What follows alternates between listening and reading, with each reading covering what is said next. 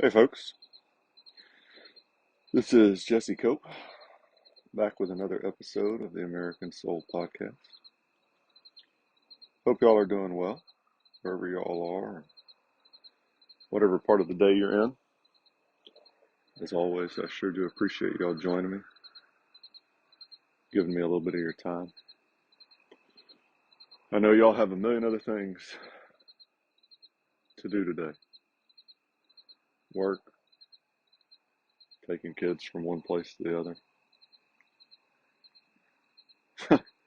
Hopefully spending a little time with God and loving your spouse if you're married. Some of y'all have homework. Some of y'all are driving up and down the road.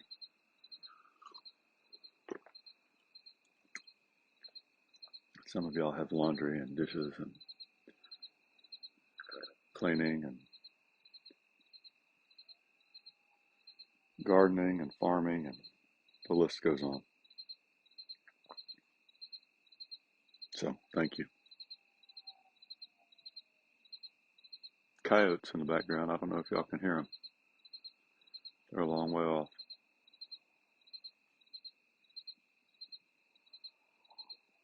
And too many cars. Too many cars. One kitty cat on the porch.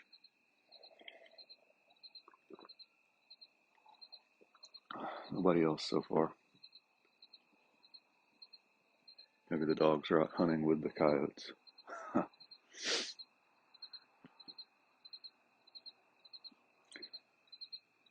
Not a whole lot else.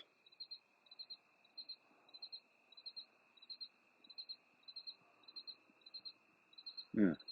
Thank you, Lord, for the time to sit here, for the people that listen, for those that share the podcast with others.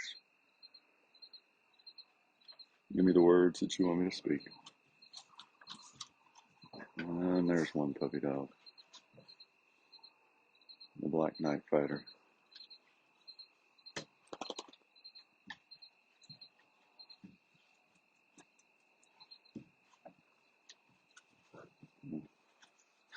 All right, we'll get going.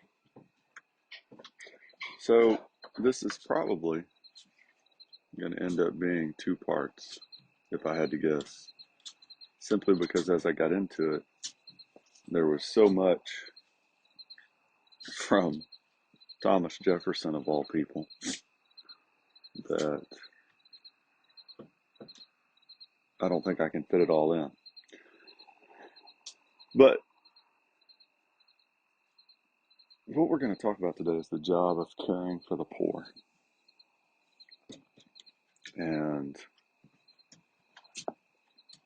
despite what the left says today and the world, and it's really not true anyway, caring for the poor is not a governmental responsibility. It's a personal responsibility. And you can see that by just looking at just a few things in the Bible. You don't even have to look at that many verses.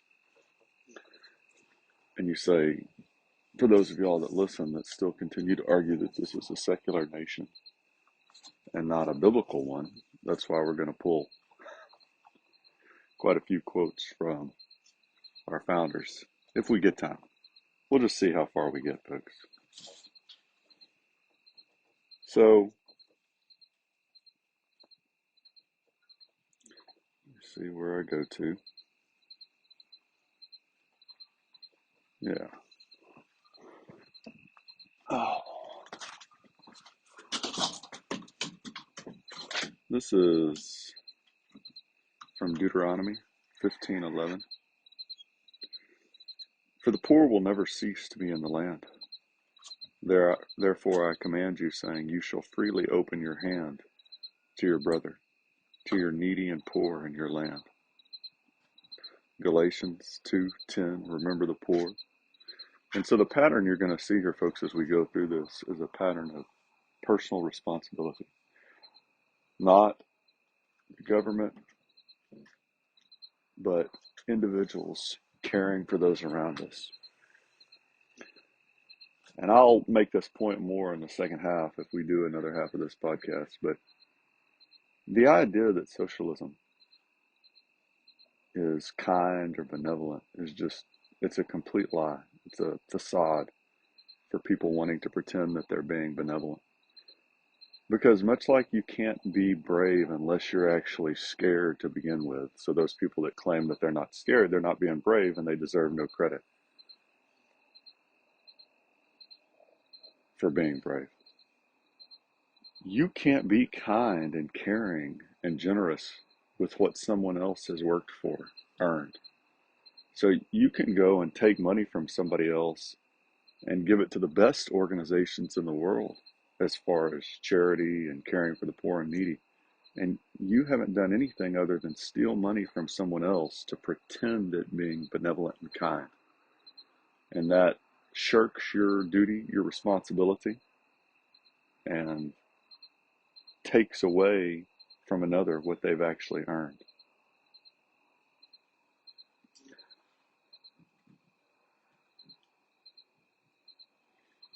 This is Deuteronomy 15, 7 through 8, 10 through 11.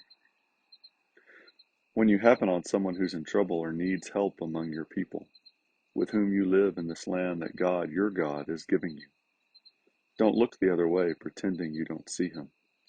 Don't keep a tight grip on your purse. No. Look at him. Open your purse. Lend whatever and as much as he needs. Give freely and spontaneously. Don't have a stingy heart. The way you handle matters like this triggers God, your God's, blessing in everything you do, all your work and ventures. There are always going to be poor and needy people among you. So I command you, always be generous. Open purse and hands, give to your neighbors in trouble, your poor and hurting neighbors. That's one of the things, folks. I really didn't intend to get into this, but that last line kind of jogged my brain a little bit. You know, all of these core values of the left claim to be really caring. You know, feminism, we care about women. Critical race theory, identity politics, we really care about minorities. LGBTQ, we care about these people. Illegal immigration, we care about these poor, needy illegal immigrants. But it's all a lie. Feminism has for decades destroyed marriages, families, men and women's lives, and it's weakening the country. Critical race theory, identity politics, that is bigotry, racism in and of itself. It doesn't help minorities. It hurts them, it weakens them. Illegal immigration. There's nothing beneficial about encouraging someone to do something wrong to begin with. And then secondly, illegal immigration radically, drastically, I should say, hurts our own poor and needy here in America, our fellow brothers and sisters. It's not helpful in the slightest. And so every time and again, a rejection of God, of course, you go back to that. And then abortion. It's hard to imagine anything more damaging or hurtful than ripping a baby apart limb from limb. That's not that's not helpful. That's not beneficial.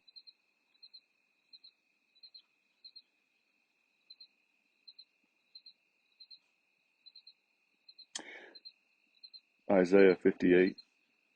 It is not the fast which I choose to loosen the bonds of wickedness, to undo the bands of the yoke, and to let the oppressed go free and break every yoke. It said, is this not? Is it not to divide your bread with the hungry and bring the homeless poor into the house, when you seek the naked to cover him? And if you give yourself to the hungry and satisfy the desire of the afflicted, then your light will rise in darkness and your gloom will become like midday. This one was really interesting to me because it talks about fasting and the indication there to remind us to care for those around us. And there's a ton of other reasons to fast, but So many of our presidents have called for days of fasting and prayer when we've been in really hard times. Humility, humbling ourselves. And it's supposed to turn our hearts back to God, turn our hearts to what really matters, turn our hearts to uh, our spouses, or our children, our neighbors, those around us that need us.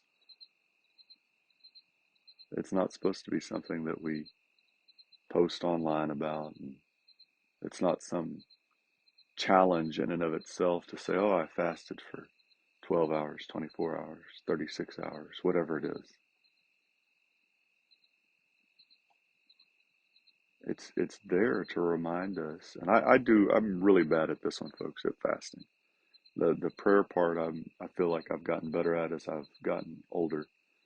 The fasting part, I'm atrocious, just absolutely atrocious at. But there's a reason in the Bible that that's talked about so often. There's a reason that our presidents have called for our nation to do this in times of war, in times of distress, because it refocuses us, it recenters us on what really matters, on God, spouses, children, poor and needy, the widow and the orphan.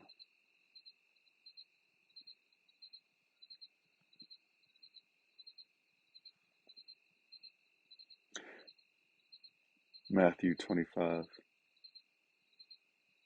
Then the king will say to those on his right, come, you who are blessed of my Father, inherit the kingdom prepared for you from the foundation of the world. For I was hungry, and you gave me something to eat. I was thirsty, and you gave me something to drink.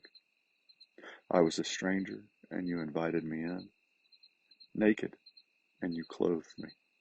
I was sick, and you visited me. I was in prison, and you came to me.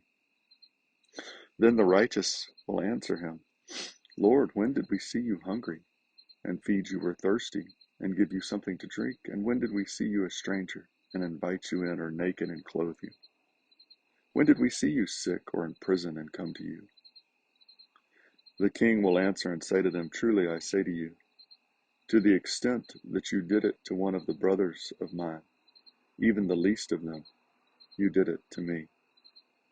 And of course, the flip side of that is he's going to turn to those on his left and tell them that they didn't do any of these things. And they're going to ask, when did we see you and not do these things? And he's going to say, anytime you didn't do this to the least of these, you didn't to me. And so yet again, we have a responsibility, a personal responsibility in a Christian nation to care for the poor and needy and the widow and the orphan. And again, every single one of the core values of the left violates that command. Without exception, every single core value, including primarily what we started off talking about, socialism, and what we'll get to if we get to do another half of this. So, talking about this responsibility, these roles of government,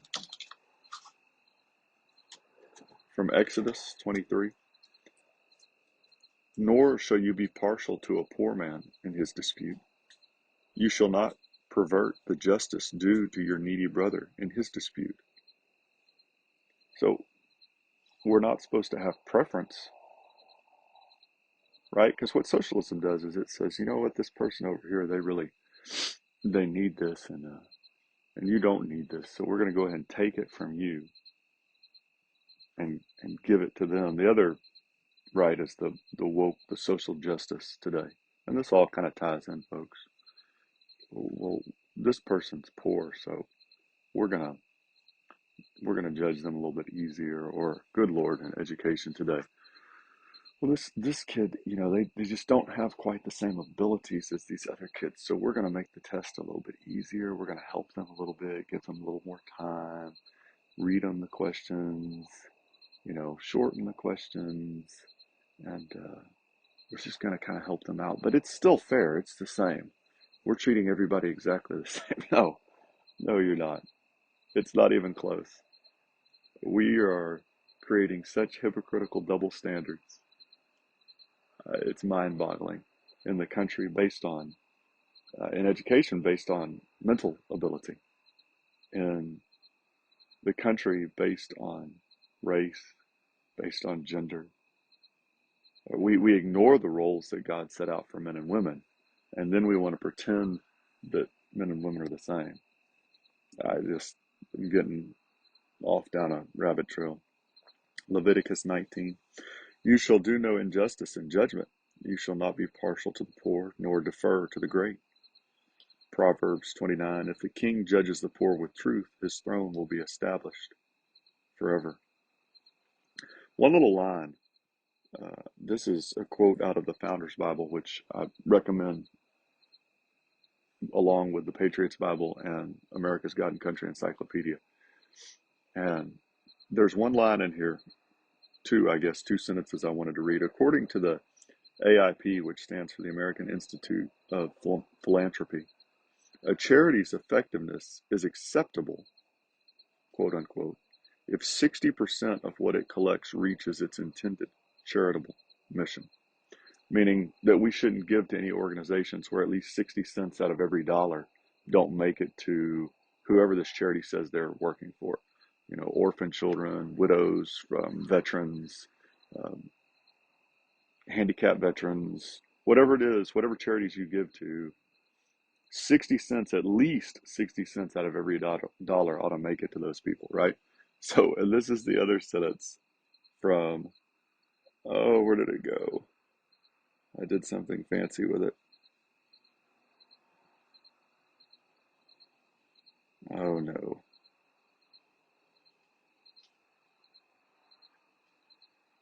Well, I remember it, I think anyway. I didn't get a picture of this. So the government, I think this was the second line out of the Founders Bible. Just so you know, the government, and this is a couple years old, uh, gets about 30 cents of every dollar, I think, at the most, to its intended target. So, according to our American Institute of Philanthropy, right, people are telling us that that's their job, it's charities, and they're saying if you really want a useful charity, it's got to be 60 cents on the dollar. And the government, the socialist government that we've been creating for decades, gets about 30 cents out of every dollar to the intended target.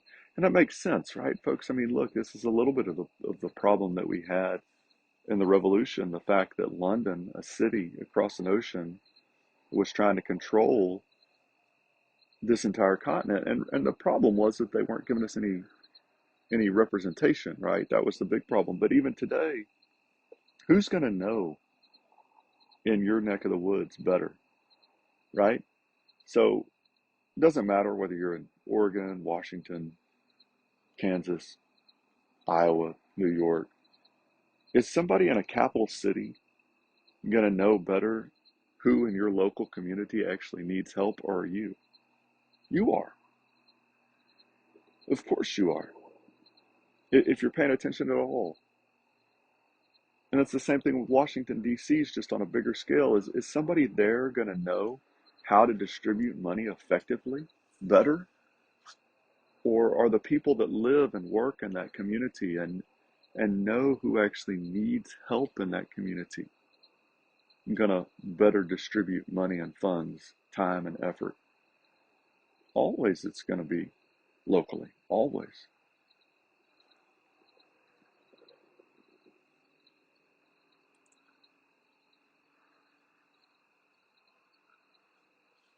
See how much time we've got left. Ooh,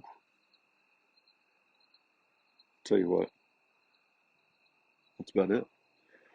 We'll go back. I've got some quotes from Washington and Jefferson and Franklin too, I think. So we'll come back to this at some point in the next few days. And the bottom line though is we have a personal individual responsibility from God to care for the widow and the orphan, the poor and the needy. We can't do that by stealing other people's money and pretending at being benevolent. One. Two, It's impossible to stand for any of the core values of the left and care for the poor and the needy, the widow and the orphan, right? And then three, just as a last one I'll leave you with, if we're not looking around in our community at who needs help, really, because at the end of the day, there's always going to be evil in the country. And so if we're using that as an excuse to not look around and help those that have less than we do, it's not going to go down real well, I don't think, with God. He's just going to ask us, what did you do? I gave you all these blessings. And if we're so busy, folks, that we can't even look around at who really needs help, maybe that tells us that we're a little bit too busy.